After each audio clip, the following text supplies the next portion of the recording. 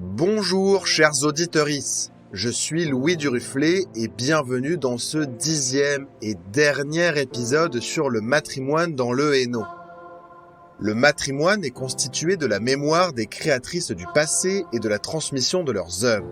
L'égalité entre femmes et hommes nécessite une valorisation de l'héritage des femmes. Dès lors, matrimoine et patrimoine constitueront ensemble notre héritage culturel commun, mixte et égalitaire. Dans ces épisodes, on a retracé une partie de mon histoire, de votre histoire, de nos histoires communes.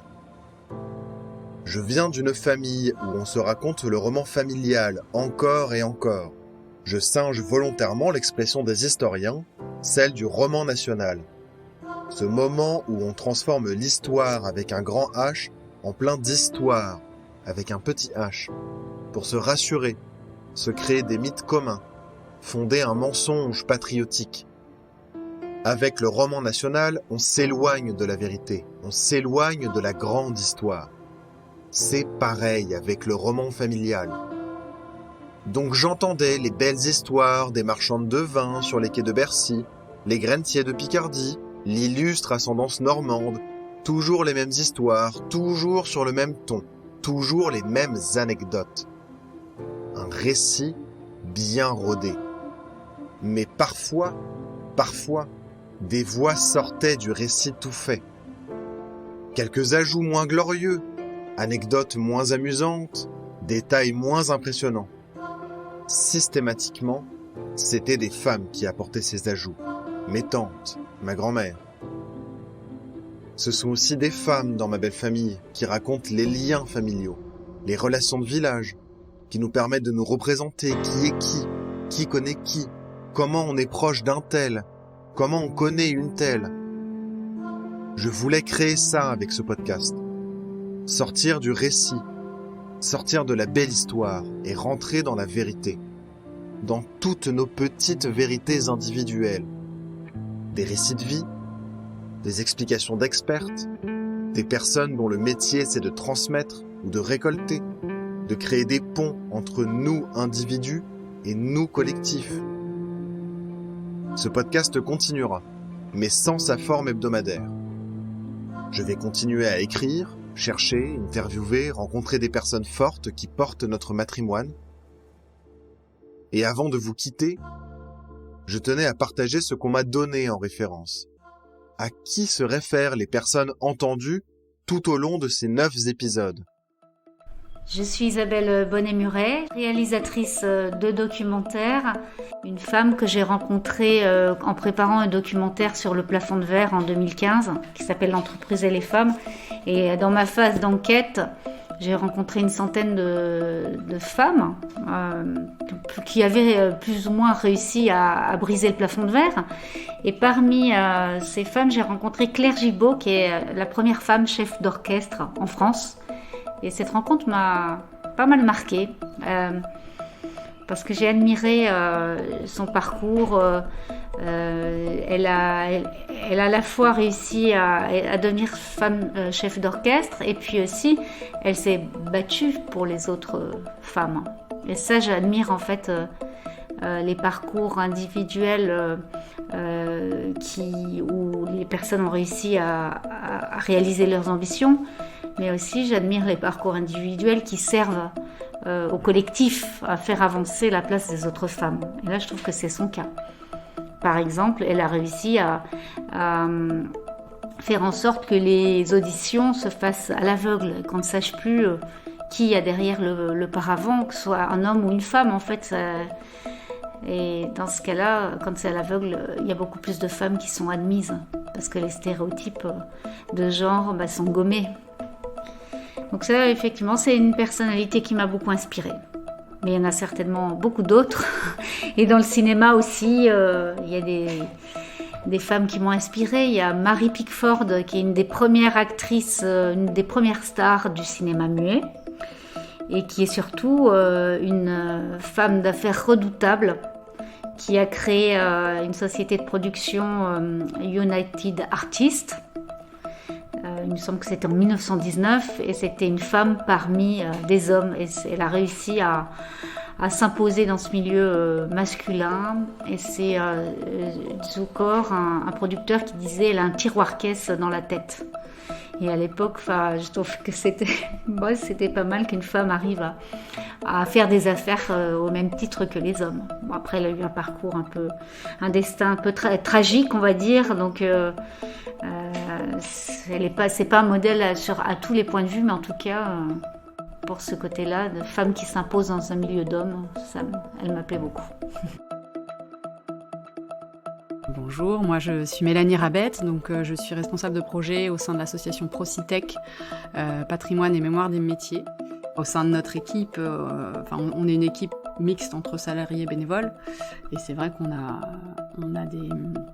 une équipe de bénévoles, on a une 40aine de personnes, plus ou moins actives, certains vont s'investir dans un sujet ou d'autres, mais au sein du conseil d'administration, on a des personnes qui sont là depuis très longtemps au sein de l'association, qui ont eu des parcours professionnels aussi intéressants, qui ont vraiment des personnalités intéressantes. Je pense à un monsieur notamment qui a travaillé dans le textile toute sa vie, issu d'une famille textile, mais qui a une approche très humaniste dans sa carrière en tant que patron. Il était très à l'écoute, il raconte facilement toute son expérience, il est parti à l'étranger aussi.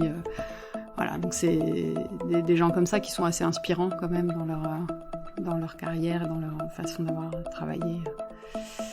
Voilà.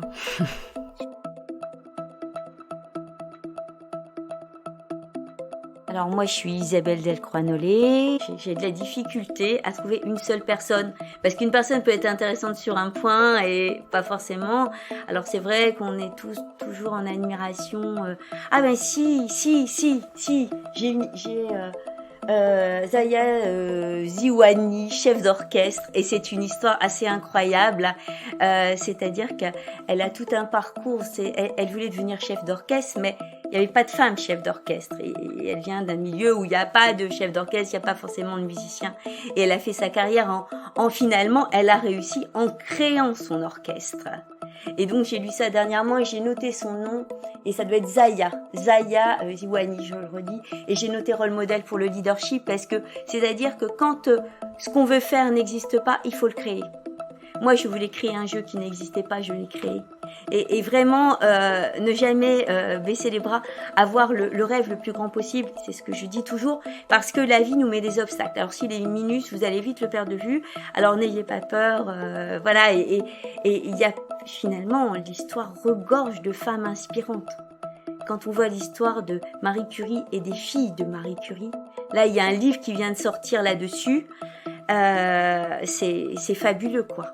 C'est fabuleux les histoires de femmes, il y en a plein, on ne les connaît pas assez. Et maintenant, voici les miennes de recommandations.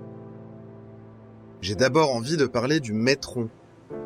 Le Métron, c'est un ensemble de fiches biographiques de militants du mouvement ouvrier, social, anarchiste. C'est une source fondamentale et une entreprise formidable de mettre en lumière tous les inconnus du mouvement ouvrier. Ces personnes inconnues parce qu'elles sont foule, inconnues parce qu'elles sont peuple. Et grâce au Métron, ces inconnus font partie de l'histoire. Aujourd'hui, tout est accessible en ligne, plus de 180 000 fiches biographiques. Je tiens également à citer les livres qui m'ont accompagné et qui m'ont particulièrement guidé dans le chemin de ce podcast. Il y a d'abord Les femmes ou les silences de l'histoire de Michel Perrault, grande historienne de l'histoire des grèves, du mouvement ouvrier et de l'histoire des femmes. Il y a également Nos mères de Christine Détray et Karine Bastide. Ou encore Les mots des mères d'Yvonne Kniebiller. Et enfin, même si je n'ai pas utilisé directement dans ce podcast, je ne peux pas terminer cette recommandation bibliographique sans citer une si longue lettre de Mariam Abba, que je recommande à toute personne qui s'intéresse au féminisme de près ou de loin.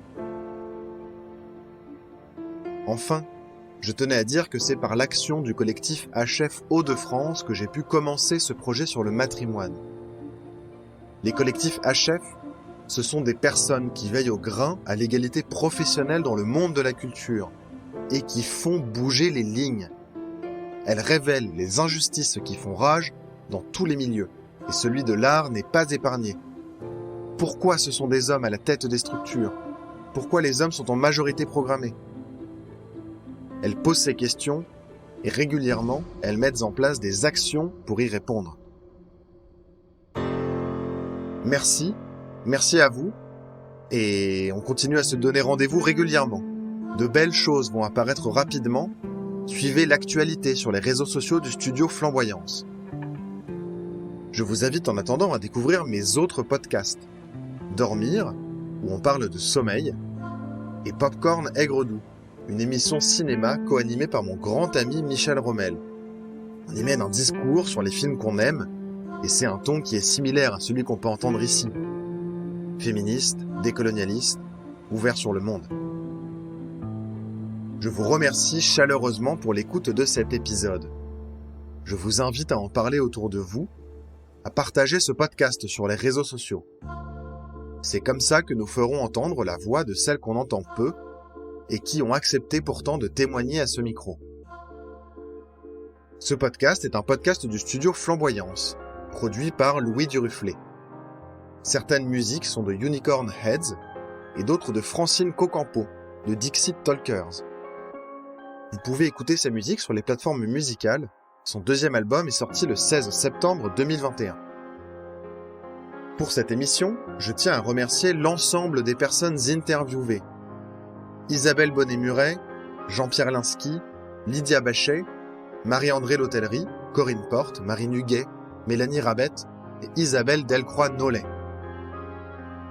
Je tiens également à remercier les Archives nationales du monde du travail, l'École supérieure d'art appliqué au textile de Roubaix et Procitec, Patrimoine et Mémoire des métiers, qui m'ont toutes les trois permis d'utiliser des enregistrements issus de leurs archives. Vous retrouverez également les liens dans la description de cet épisode et sur la page Facebook du studio Flamboyance. Je tiens à dire un grand merci à Jenny Bernardi pour avoir participé à la relecture d'épisodes du podcast et avoir été un grand soutien dans le projet.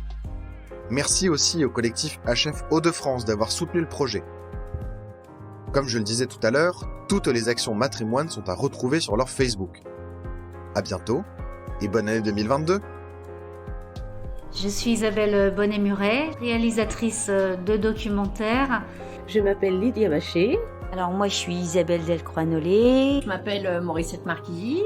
Corinne Porte, directrice des Archives nationales du monde du travail. Bonjour, moi je suis Mélanie Rabette, donc je suis responsable de projet au sein de l'association Procitec, Patrimoine et Mémoire des métiers. Marine Huguet, responsable du département des publics aux Archives nationales du monde du travail. Je m'appelle Céline Delannoy, j'ai une petite quarantaine d'années, 2 enfants et je travaille dans le textile depuis 17 ans. Louise Paulette, j'ai 71 ans. Isabelle Sartiemont, Isabelle Thielmont. J'utilise mes 2 noms en fait. Voilà, donc c'est comme on préfère. Ou Isabelle, c'est bien. Merci. Merci à vous. Merci. De rien. Super. Si j'avais autre chose. Super. Eh ben, merci beaucoup. Ah ben merci à vous.